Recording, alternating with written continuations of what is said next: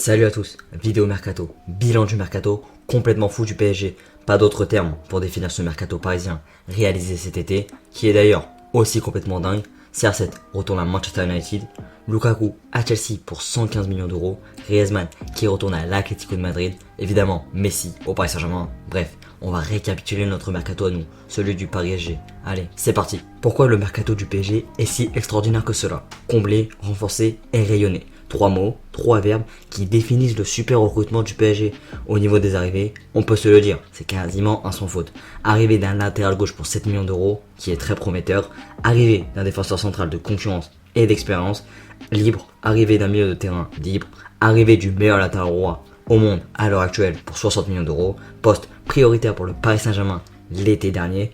Arrivée du meilleur gardien au monde avec Navas gratuitement. Et l'arrivée du meilleur joueur du monde, l'un des meilleurs de tous les temps, si ce n'est pas le meilleur, Lionel Messi, arrivé pour 0€. Pour le poste de latéral gauche, Leonardo et la direction parisienne ont opté pour un Nuno Mendes.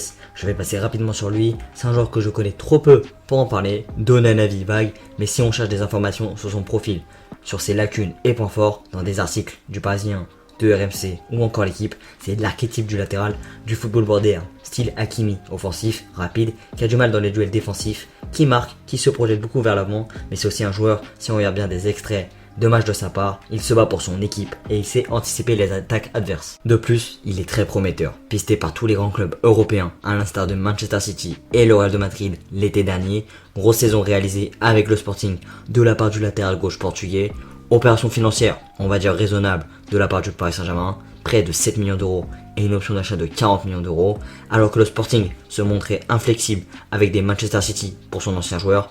Le Sporting réclamait, je crois, 75 millions d'euros, si on en croyait évidemment la presse. Le PSG a réussi à remporter, on va dire, le plus gros paiement de l'opération. Vous pouvez le critiquer, mais depuis que Leonardo est là, les transferts sont plus raisonnables, même s'il n'avait pas réellement le choix lors de ses 2 premiers étés post-retour au club, c'est-à-dire depuis l'été 2019. Mais voilà, fini les Thilo Kehrer à 40 millions d'euros à une année de la fin d'un contrat. Fini les Leandro Paredes que j'aime et que je respecte à 47 millions d'euros, qui n'était pas le profil dont tu avais besoin pour combler le poste de numéro 6. Maintenant, on comble ce qu'on a besoin sans faire des folies d'un point de vue financier et en saisissant des opportunités. D'ailleurs, parlons de la masterclass Wijnaldum. Alors que c'est pas l'affaire la plus clinquante, il y a eu d'autres masterclass de Leonardo et d'autres décideurs parisiens. Mais Gio Wijnaldum ne représente pas seulement une opportunité de marché, il comble un besoin énorme pour le Paris Saint-Germain et il arrive libre, en gros pour 0€. En termes d'indemnité de transfert, juste un excellent coup. Un ancien cadre de Jürgen Klopp qui n'hésite pas à se projeter et qui rapporte offensivement et défensivement. Gros volume et abattage défensif sur le terrain. Malgré ses débuts timides avec le PSG, je sens qu'il va apporter par son expérience, sa capacité à être un leader et par son profil qui est juste essentiel pour gagner des grands matchs à haute intensité. Restons dans les opportunités de marché, restons dans un transfert libre, un transfert qui ne comblait pas forcément un besoin foncier pour le PSG, c'est Sergio Ramos, l'un des meilleurs défenseurs de l'histoire pour certains, pour d'autres le meilleur tout simplement. Son palmarès parle pour lui, 4 Ligues des Champions, une tonne de trophées nationaux avec le Real, 2 Coupes d'Europe et une Coupe du Monde avec l'Espagne. Il dégage un charisme fabuleux, une solidité défensive extra, bref. On va pas épiloguer, c'est un joueur exceptionnel. Malgré ses dernières blessures lors de ces derniers mois, il va apporter beaucoup et j'espère qu'il fera réagir Presnel Kimpembe. Car je ressens une régression de la part de Kimpembe. Manque de concentration, pas une bonne qualité de marquage et un manque d'impact sur les duels défensifs. Je sais pas ce qu'il a, j'aimerais beaucoup qu'il réussisse au PSG. Un Titi qui a réussi sous l'RQSI, qui a une politique de transfert pas vraiment favorable pour l'évolution de jeune Titi. Seul Adrien Rabiot et un peu Alphonse Areola ont réussi. Et encore pour Areola, je suis mitigé quand même. Pour Achraf Hakimi, je vais pas épiloguer, j'ai déjà dit, Paris a profité d'une situation économique de l'Inter compliquée. Paris possède le meilleur à ce poste actuellement, son acclimatation s'est faite rapidement, excellente affaire. Le club a comblé un gros manque qui datait depuis plusieurs années. J'avais des doutes concernant ses capacités défensives, mais franchement, en ce début de saison, il fait beaucoup d'efforts défensifs et ça, c'est positif. Passons à l'avant-dernière recrue, une arrivée qui me donne un peu de doute, pas par rapport à son niveau qui est absolument extraordinaire, le meilleur gardien au monde avec Keylor Navas sans doute, mais pour Gianluigi Donnarumma, je suis un peu douteux de la concurrence entre lui et Navas. Un gardien nécessite une confiance totale, d'un second gardien qui l'accompagne mentalement sans être en concurrence avec lui en termes de niveau, comme la relation entre Rico et Navas qui était saine. Maintenant, à part le Barça en 2014-2015, mettre 2 grands gardiens en concurrence, cela n'a pas vraiment marché. On se souvient de Courtois Navas, Ter Stegen bravo, ça n'a pas duré, donc à suivre. En tout cas, si Kylian Navas se plante, un grand gardien de renom et d'un gros potentiel italien sera là, Gianluigi Donnarumma. Mais je mets toujours Navas en 1, question de reconnaissance, de confiance et de respect, à voir comment Mauricio Pochettino va gérer cela.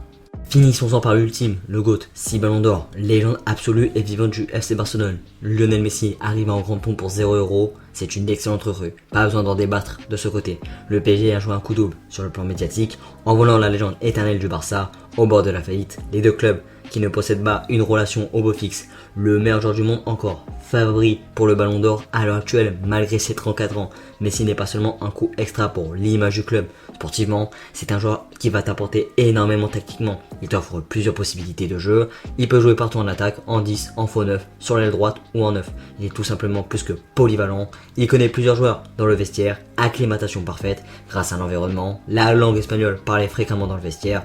Neymar, Di Maria, Paredes, etc. Bon, c'est bien beau toutes ces recrues superbes, mais un mercato, ce n'est pas seulement des arrivées, aussi des départs. Afin de bien être réglé financièrement, malgré la puissance financière du club, c'est aussi dégraisser afin d'équilibrer l'effectif, laisser des espaces pour les jeunes, libérer la masse salariale, etc. Niveau vente, le PSG n'a pas su être totalement convaincant, mais en même temps, est-ce qu'on peut vouloir au PSG de ne pas avoir réussir à vendre des mecs qui pensent plus argent et confort que le football? C'est compliqué de se séparer de ça, mais il y a quand même une part de responsabilité de la part des dirigeants parisiens. Tout d'abord, prolonger des indésirables comme Draxler et Layvin Kurzawa à de longues durées de contrat. Ce genre de joueurs se sentent en confiance, reste et oublie le côté sportif. Quitte à ceux qui partent libres, mais tu peux pas garder, prolonger des joueurs qui te servent pas, en blindant leur contrat. Leonardo leur a donné du crédit et maintenant ils sont en position de force grâce à leur situation contractuelle. Après, dernier petit inconvénient lors de ce mercato, qui a absolument réussi, rien à dire, malgré au niveau des ventes. Où est le joker médical à un joueur comme Neymar? Ce que le PSG voulait lors de l'hiver 2019. Même Mesut Ozil avait failli signer à Paris, idem pour Luciano Acosta, ou Thomas Tuchel s'était opposé à sa signature. Bah là c'est un peu l'idée, un joueur qui accepte un statut moins important que Neymar, Mbappé et Messi, qui est expérimenté, technique, qui est doté d'une certaine polyvalence.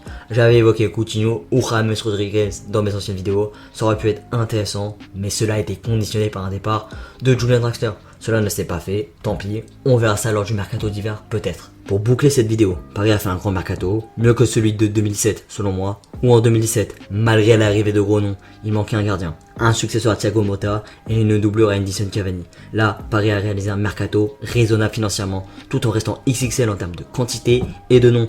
Il ne manque plus rien pour Paris, pour tout rafler cette saison et faire peur à l'Europe. Et voilà, c'est la fin de cette vidéo. Si elle t'a plu, lâche un pouce bleu, lâche un commentaire et partage-la à tes amis. Moi je te dis à très très vite pour de prochaines vidéos. Et merci pour la montée en abonnés fulgurante, ça fait plaisir. Ciao ciao, allez Paris.